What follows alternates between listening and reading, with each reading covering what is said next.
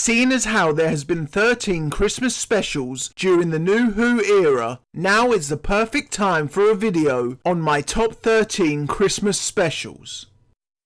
Although whilst planning this video, I've come to the conclusion most of the episodes aren't actually that Christmassy. So don't expect any top-notch in-depth analysis. Mind you, if you're already aware of this channel, you won't be anyway. So let's begin with number 13, The Return of Dr. Mysterio. We're currently at a point in time when it seems every month some piece of superhero media is being released. So I guess it was inevitable that Doctor Who would eventually cover this topic. The only problem is I found the story to be quite boring. I wasn't invested in the will they won't they love story because we all knew they would be together by the end of the episode. And if I'm remembering correctly, doesn't the episode end with Grant still in possession of his superpowers? So now there is a legitimate superhero wandering around the world of Doctor Who hasn't helped whenever the planet is under threat from an invading alien force. Which is a bit selfish. Number 12. The Doctor, the Widow and the Wardrobe. To be honest, this was a close call with my previous choice. But this particular episode took the 12th place for the simple reason that it had more of a Christmassy feel.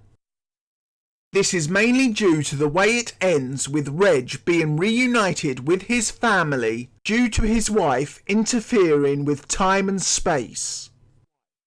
There's also the Doctor reuniting with Amy and Rory to spend Christmas Day with them. Other than that, there's nothing too special about this particular special, so that's why it's stuck at number 12.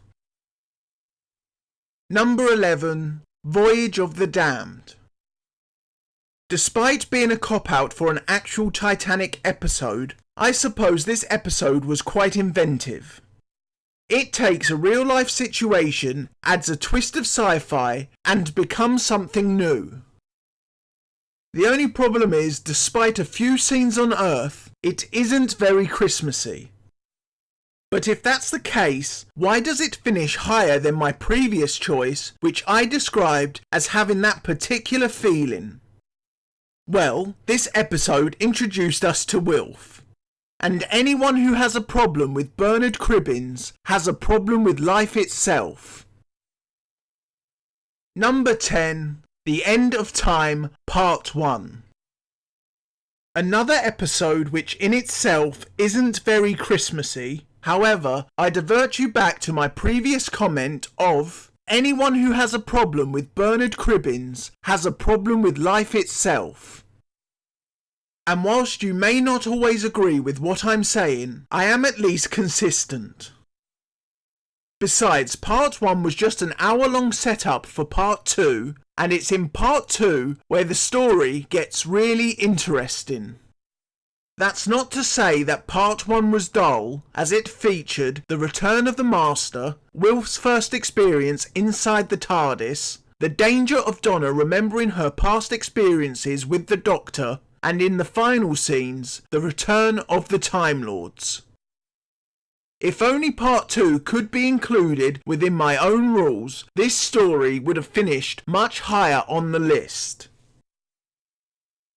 Number 9. The Christmas Invasion. Despite being a Doctor Light episode, it's quite heavy in Christmas iconography. We have Christmas songs, weird looking robot Santas, and of course, genocidal Christmas trees. But besides that, this episode is kind of like Die Hard. And I think I might have to explain that last statement. Is Die Hard a Christmas movie, or is it a movie set at Christmas? In my eyes, this is definitely a Doctor Who episode which just happens to be set at Christmas. It doesn't help that this is a post-regeneration story, as Rose and the other characters have to react to the Doctor's recent regeneration, and with a story focused on what some may call a resurrection, I can't help but think this may have worked better as an Easter special. Number 8. The Runaway Bride. This is yet another episode which isn't actually about Christmas.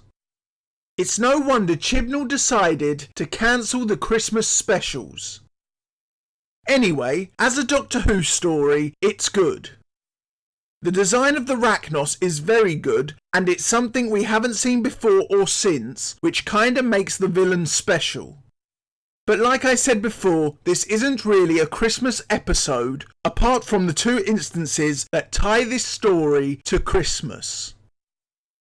One of them being a star-shaped spacecraft flying through the skies, and the second one is the robot Santa's return, although I'm not sure why, other than it was probably a budgetary reason. Number 7. The Time of the Doctor. Unlike the previous entry, there was at least some scenes that show Christmas, although they're not the main focus of the episode. I'm mainly talking about Clara's failure at creating the perfect Christmas dinner for her family. But that's really it. So how do you counteract the lack of Christmas in your Christmas special? Well, by creating a snowy location called Christmas. And that's fine, although it does seem a bit forced. Although the Doctor does become a Santa Claus-like figure by making toys for the children of Christmas, which for some reason just feels right. Hold on a minute, I just had a thought. It really must be Christmas. In Last Christmas, Clara leaves her family on Christmas Day, but she doesn't get back to the right timeline until the end of Deep Breath. But then we find out the location is Glasgow at the beginning of Into the Dalek. How the hell did she explain that to her family? Number 6. Last Christmas. And it's at this point where the list starts to feel a bit more Christmassy, despite this being quite a depressing episode. Basically, all the characters except the Doctor are currently enduring Christmases they'd rather forget. So a collection of dream crabs infect their brains to give them a slightly better, yet still awful Christmas. But everything is alright by the end of the episode, as each character has been given a reason to make their own individual Christmases better. And the reason why this is such a good Christmas episode is because I'm sure there are some people out there who aren't having a good Christmas experience, who then might see this episode, realise they can change their current situation, and may actually do so. That being said, I do have a slight problem with a tiny part of the story. Although this problem is not exclusive to Doctor Who, why does the media have such a problem with saying Santa actually exists?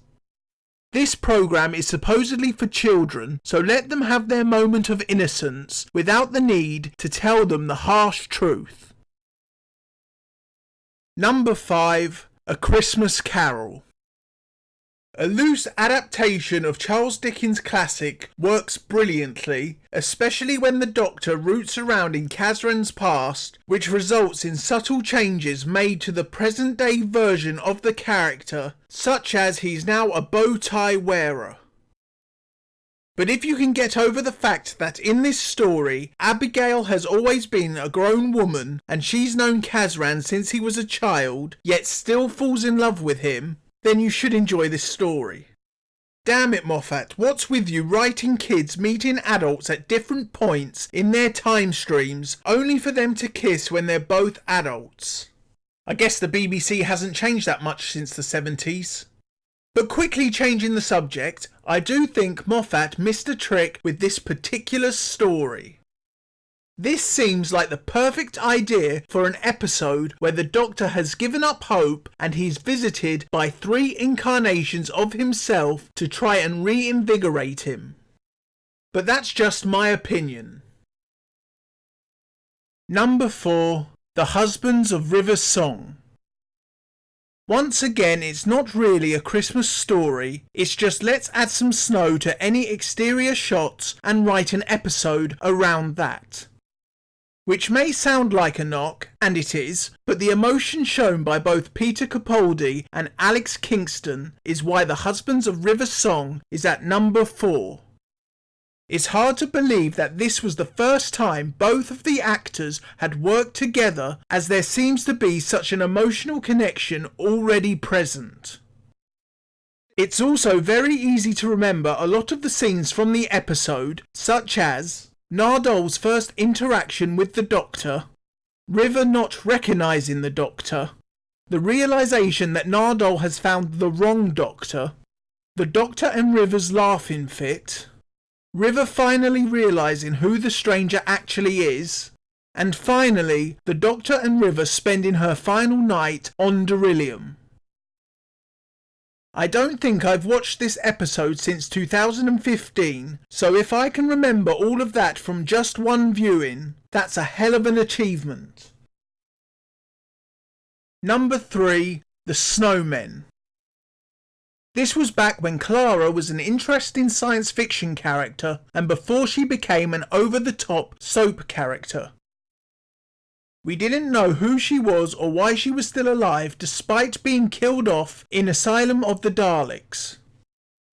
And the mystery continued by the end of the episode when it's revealed there is yet another version of her standing over her own grave, which when said out loud is kinda morbid. We also have a diabolical Scrooge-esque villain who seemingly has no redeeming feature until the shocking reveal near the end of the episode. The Snowmen had everything apart from one crucial element: genuine emotion.